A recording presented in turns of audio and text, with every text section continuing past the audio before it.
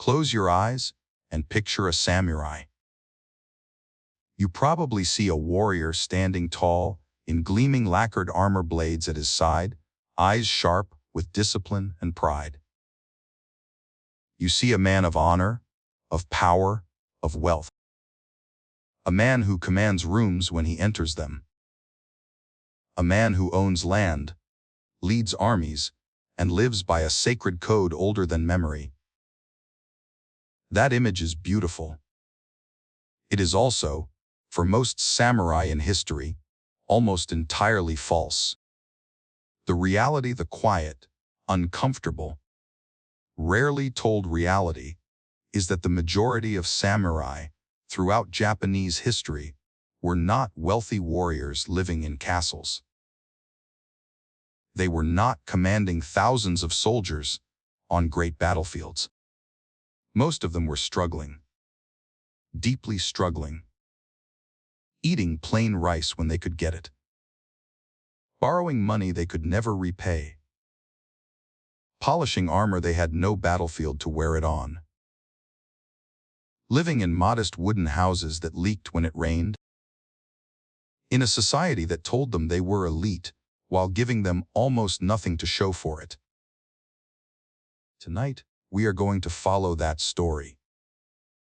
The story of the samurai, not as legend, but as human beings. Ordinary, hungry, proud, and trapped human beings, caught inside one of history's most elaborate illusions. Settle in. Let the world go quiet around you. And let the real Japan of 1,000 years ago slowly come into focus. The samurai myth is one of the most powerful in all of human culture. It traveled from Japan to the rest of the world through woodblock prints, kabuki theater, and eventually in the 20th century, through film. Akira Kurosawa's movies gave the world images of noble warriors, silhouetted against stormy skies, living and dying by codes of absolute honor. Hollywood followed. Video games followed. Anime followed. And so the idea calcified in global imagination, the samurai was the Japanese equivalent of a knight, aristocratic, powerful, feared, and wealthy.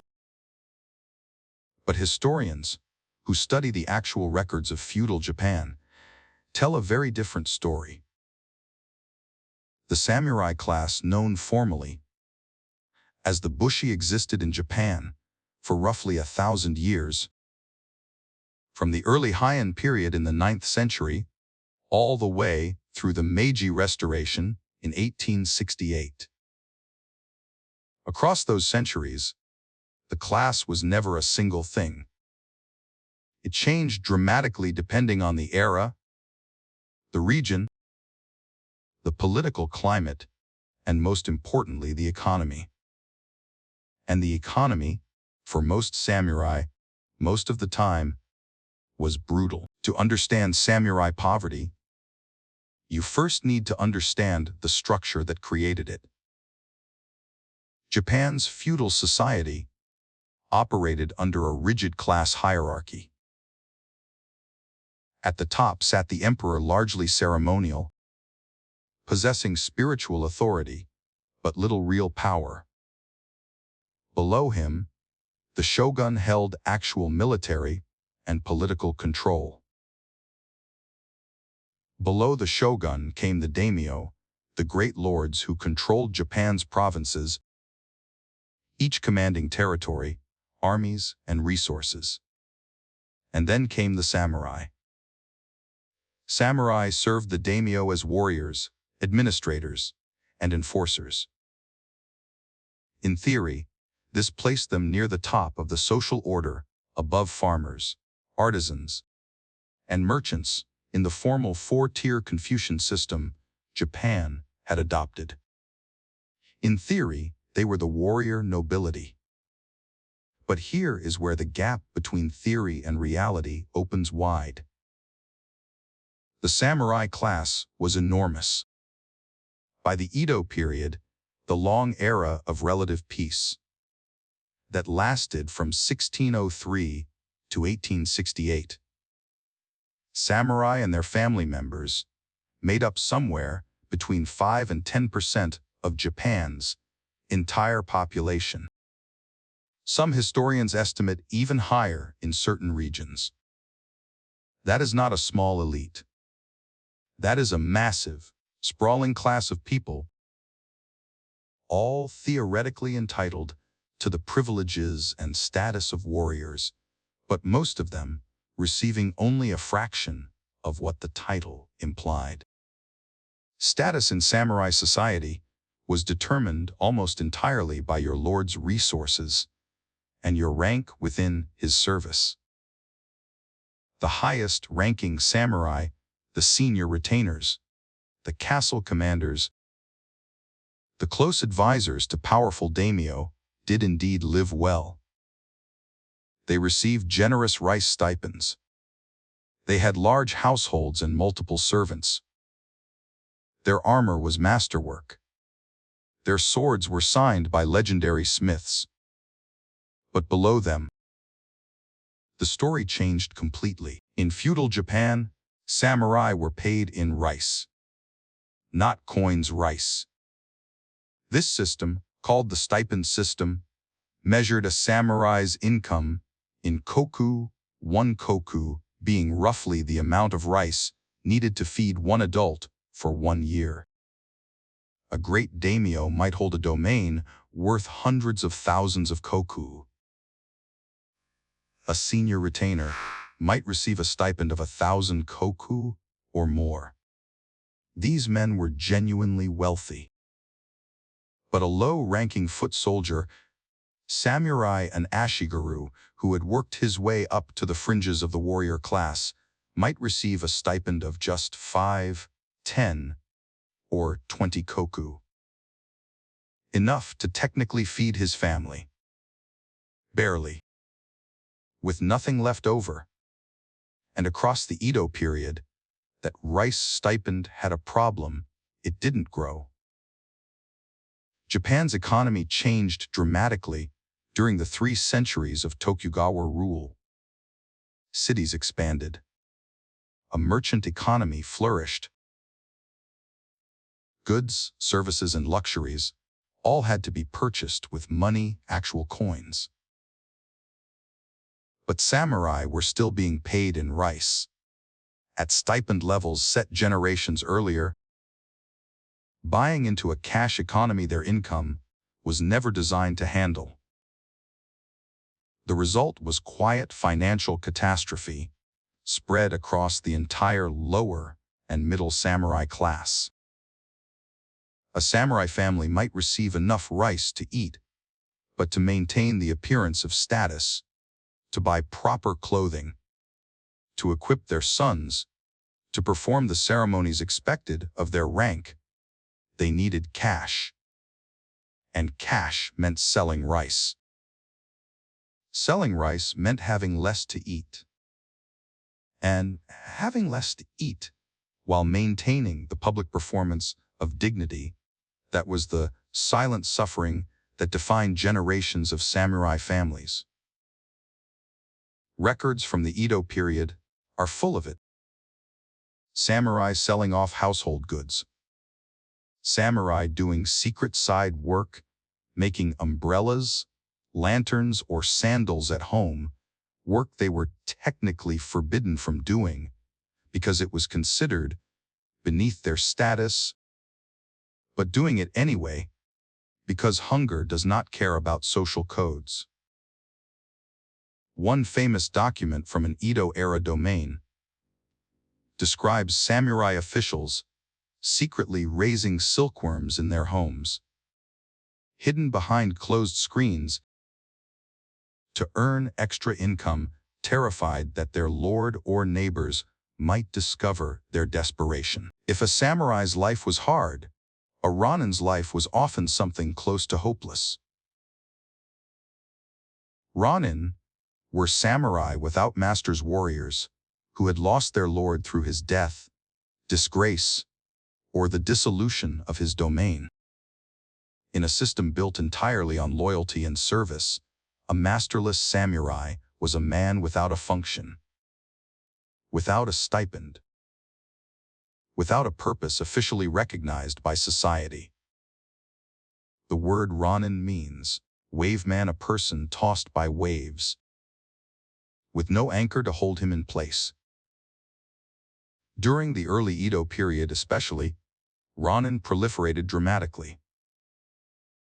The Tokugawa shogunate consolidated power aggressively, eliminating rival daimyo and absorbing or abolishing smaller domains. Each time a domain fell, every samurai in its service became a Ronin overnight.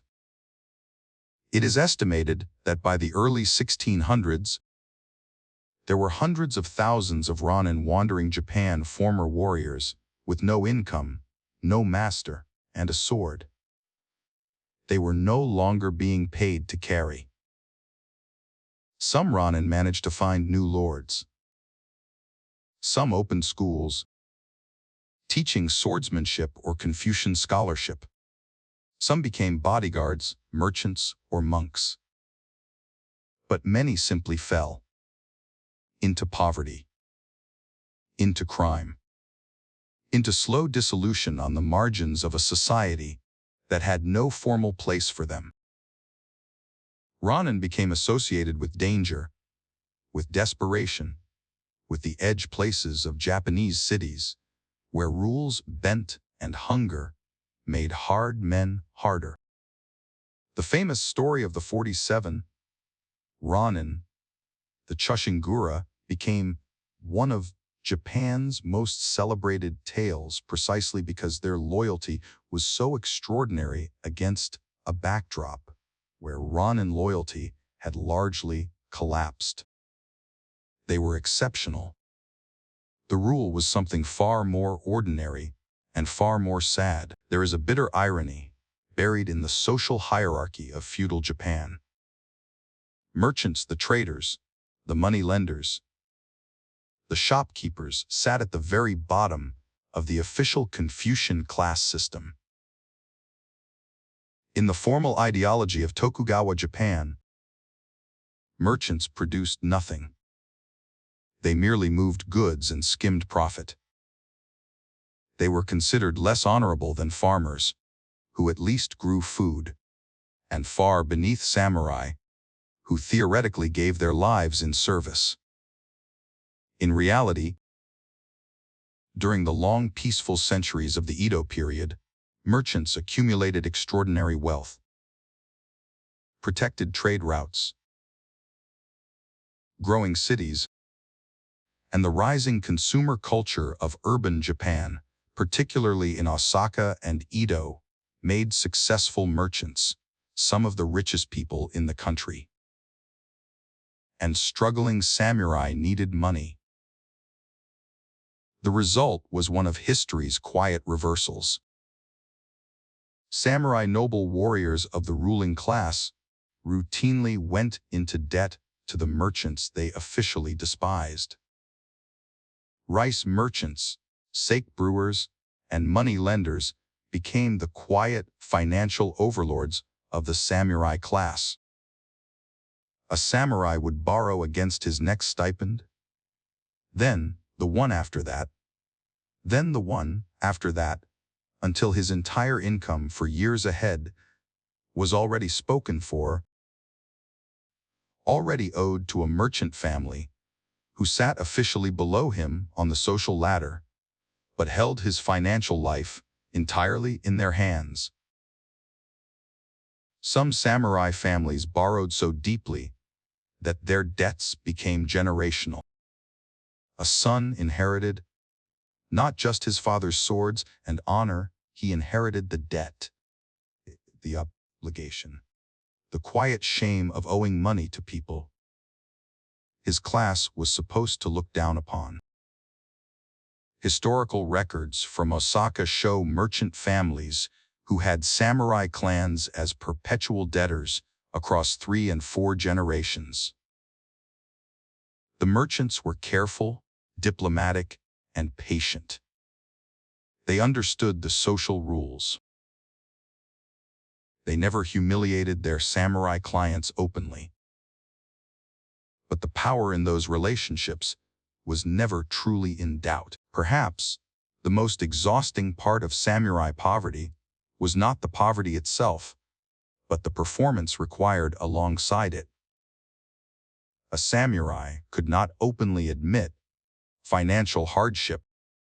Status in feudal Japan was maintained through appearance, through clothing, ceremony, posture, language, and the visible markers of rank.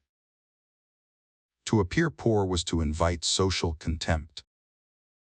To fail to maintain your household's appearance was to dishonor not just yourself, but your lord, your ancestors, and your family line. So samurai learned to perform. They wore presentable outer garments, even if beneath them the fabric was worn through. They maintained ceremonial swords, even if they quietly sold off secondary possessions to afford the polishing. They kept up the rituals of their rank, even while calculating, in the back of their minds, how many days of rice remained in the storage jar. Japanese language even developed vocabulary for this condition. Bushi no Ichibun, the honor of a warrior, was something maintained at all costs, regardless of the underlying reality. There was admiration for the samurai who suffered without showing it, who bent under the weight of poverty without breaking the surface appearance of dignity. But behind closed screens, in private letters, in diaries that were never meant to be read, the weight of that performance comes through clearly. Samurai writing about the shame of their situation, about sons who could not afford proper education, about daughters whose marriage prospects were damaged by the family's financial state, about the specific particular loneliness of being officially elite while privately desperate. When the Meiji Restoration dismantled the feudal system in 1868, it abolished the samurai class formally. The stipend system ended. Samurai were given government bonds and compensation bonds that proved largely worthless over time. They were told they could now work any profession they chose. For the wealthy, high-ranking samurai families, this transition was painful but survivable. Many moved into government, military officer positions, business, and academia, carrying their family connections and education forward into the new Japan. For the vast majority, the lower-ranking, already struggling majority, the abolition of samurai status was simply the removal of the last thing they had.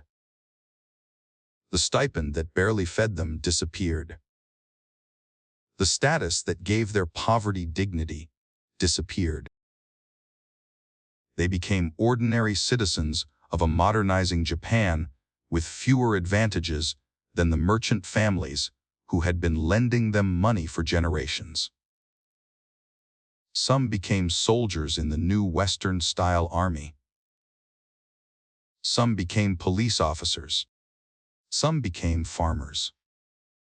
Some simply disappeared into the expanding cities of Meiji Japan, their samurai ancestry becoming a memory, or sometimes a source of quiet pride in a family that no longer had any material evidence of what that pride was built on. The Meiji Restoration did not destroy samurai wealth. It revealed that, for most of the class, the wealth had never really been there. If most samurai were poor, why does the opposite image persist so powerfully? Several reasons. working together across centuries. The samurai who left records were disproportionately the successful ones. The wealthy lords and their senior retainers had scribes, had education, had the resources to commission histories and artwork that celebrated their world. The struggling low-ranking samurai left fewer traces in the official record. Their story required historians to dig into tax documents, court records, private letters, domain administrative files, rather than into the celebrated chronicles. Japan itself, in the Meiji period and after, found enormous use in the samurai myth. Building a modern nation required a national identity, a source of pride, a story of Japanese greatness that could inspire a population being asked to industrialize and modernize at extraordinary speed. The samurai became that story, refined, idealized. Anaskrundan, stripped of their debts and their umbrella-making and their quiet desperation, and elevated into symbols of a Japan that was proud, disciplined, and destined for greatness. The 20th century, with its films and its global cultural export, finished the job. The myth served too many purposes for the reality to compete with it, but reality, when you finally meet it, has something the myth does not. It has humanity. The samurai who secretly made sandals to feed his children, he is more interesting than the invincible warrior of legend. The Ronin who walked the edges of Edo, wondering what he was supposed to do now. He is more recognizable to us than the stoic hero who never doubted. The samurai wife who carefully rationed rice and quietly sold her hair ornaments so the household could maintain appearances. She is more real, more present, more worthy of memory than any painted ideal. History's most powerful lesson is not the one written by the people who won. It is the one slowly assembled from the lives of the people who simply continued, who were ordinary and struggling and human and somehow, despite everything, maintained their dignity in the quiet spaces between what their society told them they were and what their lives actually required them to be. The samurai were real. Most of them were poor. And that makes them more remarkable, not less. Let that settle around you now. Let the old wooden houses of feudal Japan grow quiet in your mind. Let the image of those men and women proud, tired, human, be the last thing you carry into sleep tonight. You have been listening to History for Sleep. I will be here when you return.